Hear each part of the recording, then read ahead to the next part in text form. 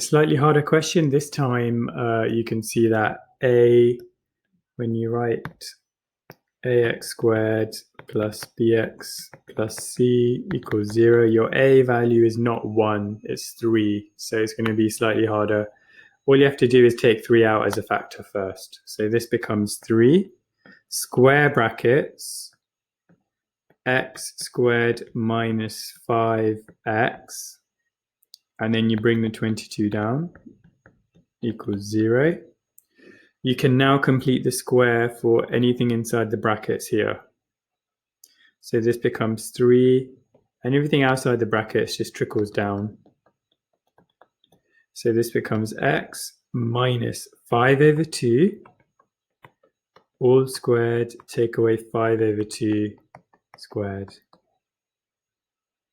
This becomes 3, square brackets, x minus 5 over 2, all squared, take away 25 over 4.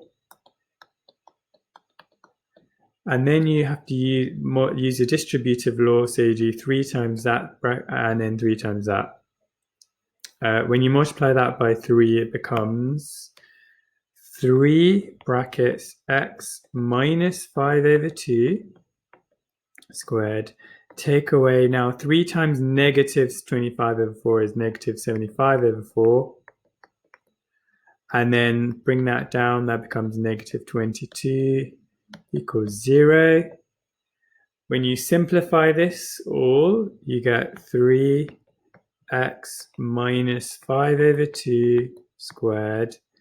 And then this will become 75 divided by 4.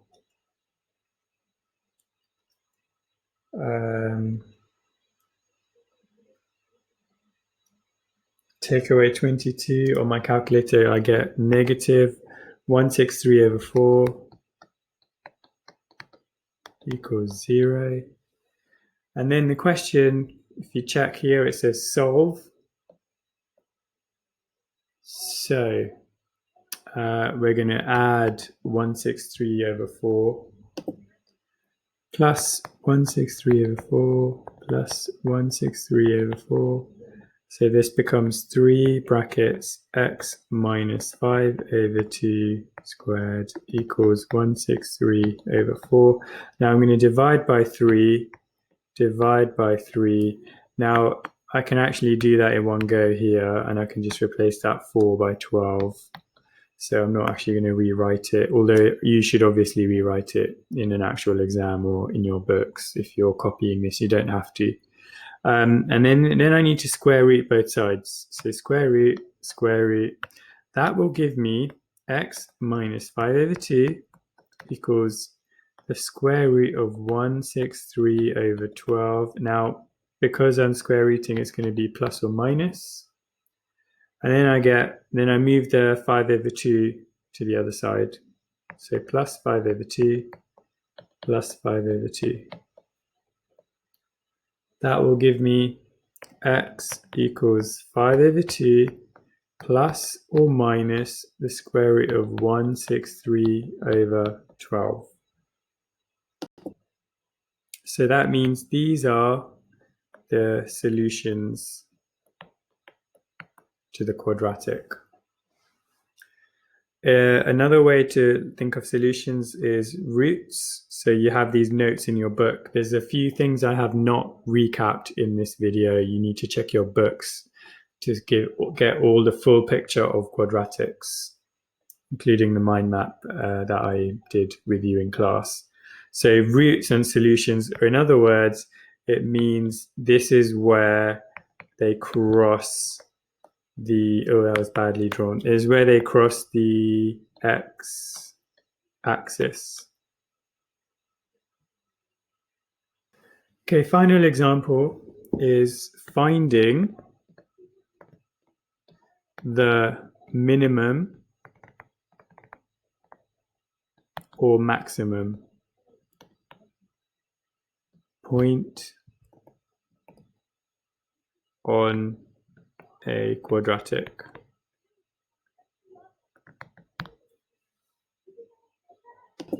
Right, so here's a quadratic. The question is find the maximum point or the turning point of this quadratic. So when you were to plot this quadratic, you can see because x squared is positive, the graph is going to kind of look like this. So in fact, that question should be find the minimum point, find the minimum point of this graph, and you're going to get some value. So to do that, you have to be able to complete the square. And the thing that makes this tricky is because you have a 4x squared as opposed to just an 1x squared. So in this case, you take the 4 out. It might be worth you trying this whole question out before you watch the rest. It's up to you. So in this case, it becomes x squared plus 3 over 4x, close brackets, minus 20 equals 0. Now all I've done here is I've taken 4 out. So when I expand this, I end up with the original question. Now I complete the square for this bit here. So this leave everything else trickles down. So then this becomes x squared, x, I'm completing the square here, so x plus 3 over 4 divided by 2 becomes 3 over 8, all squared. Take away 3 over 8 squared, that trickles down, equals 0. Simplify, so this becomes 4x plus 3 over 8 squared, take away 9 over 64, take away 20 equals 0. Expand this all out, so distributive law multiplied by 4. This becomes 4 brackets x plus 3 over 8 squared. Take away now 4 times 9 over 64. Remember, it's 4 times negative 9. So that's going to be negative, well, it's going to be take away 36 over 64. Take away 20 equals 0. Simplify this all out. So this becomes 4 brackets x plus 3 over 8 squared equals, now I've added this together and then I've moved it to the other side. So then I end up with 329 over 16. Next step is to divide by 4, divide by 4. That will give me, divided by 4, I get equals 329 over 64.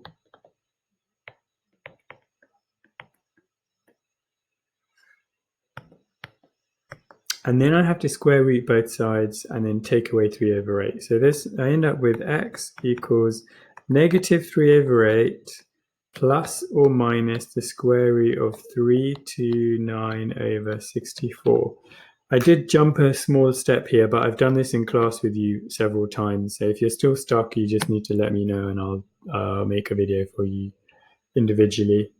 But these are, I've actually solved it here. The question, however, is asking us to find the minimum point. So actually, technically, we could have stopped about here. Oh.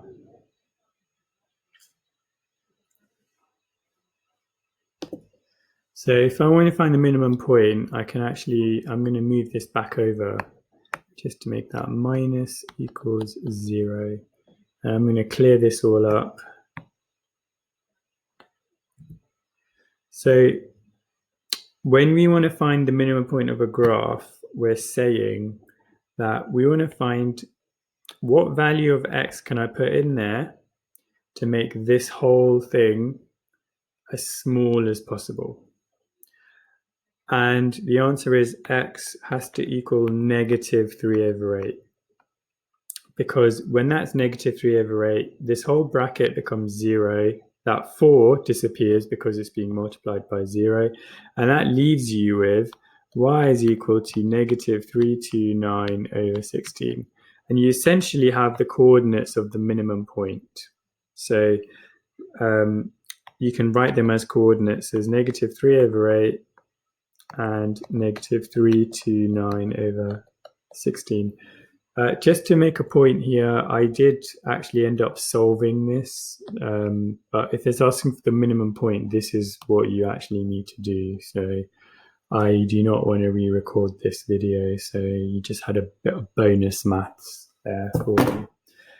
They will be completing the square questions in the homework throughout the summer. So if you're still stuck, I can send you some very good slides which I used in lessons with you guys. It breaks it down quite a bit.